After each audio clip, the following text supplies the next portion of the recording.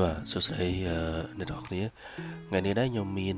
វិធីថ្មីមួយដើម្បីជួសជុលអំពូល LED ដែលវាអត់ភ្លឺវាដាច់ហើយអញ្ចឹងយើងមានវិធីដើម្បីដោះស្រាយនិងជួសជុលវាឡើងវិញដែលយើងអត់ចំណាយថវិកាដើម្បីទៅទិញអំពូលថ្មីទេអញ្ចឹងជាដំបូងយើងយកអំពូលនឹងដែលខូចដោះមកហើយយើងមើលនៅក្នុងមានគ្រាប់របស់វាគ្រាប់នោះវាមានច្រើនគ្រាប់ណាតែយើងមើលដល់គ្រាប់ណាដែលវាមើលទៅវាខ្មៅដូចនេះមួយអញ្ចឹងខ្ញុំគិតថាវា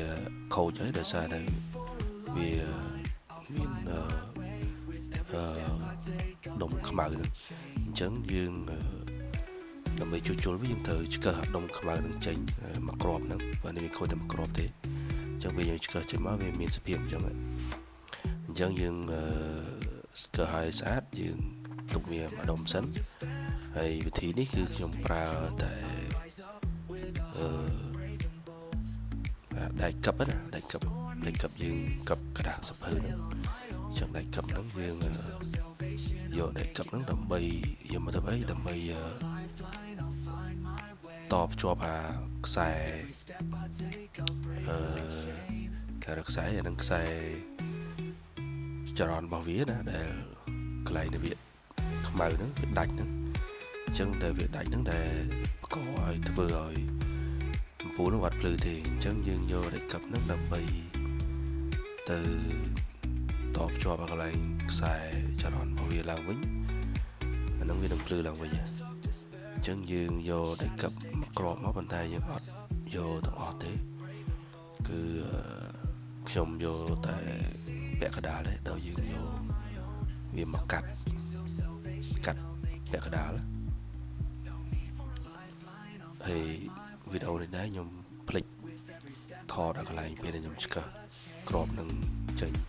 ប៉ុន្តែបាត់ពិបាកទេយើងយកកន្ត្រៃឬក៏ចុងអីស្រួចឆ្កឹះវាតិចទៅវាចេញហើយឥឡូវនេះខ្ញុំបានគ្រាប់កឹបហ្នឹងមកកណាត់ហើយខ្ញុំកាត់វាចោលកណាត់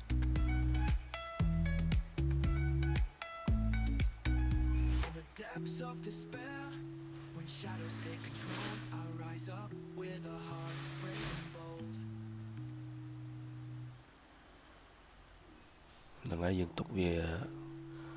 មួយឡែកសិនទៅហើយបន្តមកទៀតយើង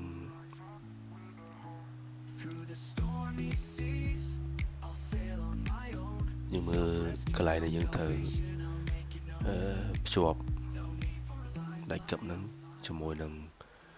កន្លែងដែលយើងកោះហើយហ្នឹងហើយយើងយកស្កុតថ្លាអញ្ចឹងក៏បានស្កុតអីក៏បានដែរយើងអាច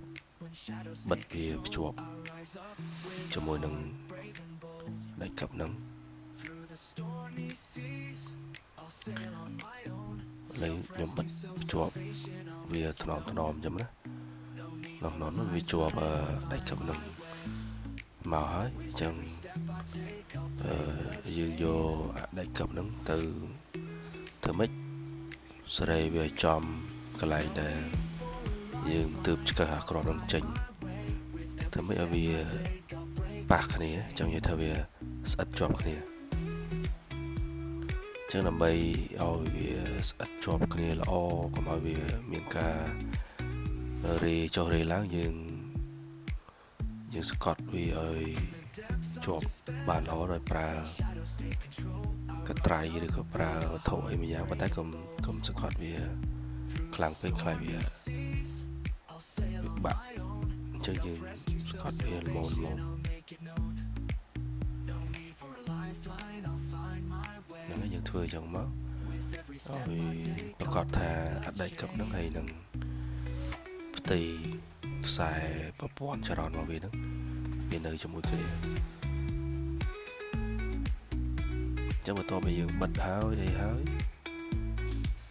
មើលថាវាជាប់ស្រួលពុលហើយវាអត់មានរេចុះឡើងអីទេយើងបិទគម្របវាវិញមកនេះខ្ញុំមើលវាម្ដងទៀតគីឡូវារេឬក៏វាអីចឹងឥឡូវយើងបិទមកណាបិទគម្របវាមកប៉ុណ្ណឹង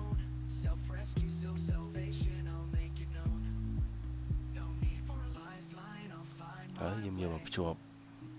កន្លែងជើងពូលនៅកន្លែងផ្ទះបាយខ្ញុំណាជាប់ជើងពូលឡើងវិញហើយភ្ជាប់ហើយខ្ញុំក៏បើកកុងតាក់វាបើកទៅគឺនេះភ្លឺអញ្ចឹងវិធីនេះគឺងាយស្រួលហើយអត់ចំណាយថវិកាទេអរគុណច្រើនសម្រាប់ការតាមដាន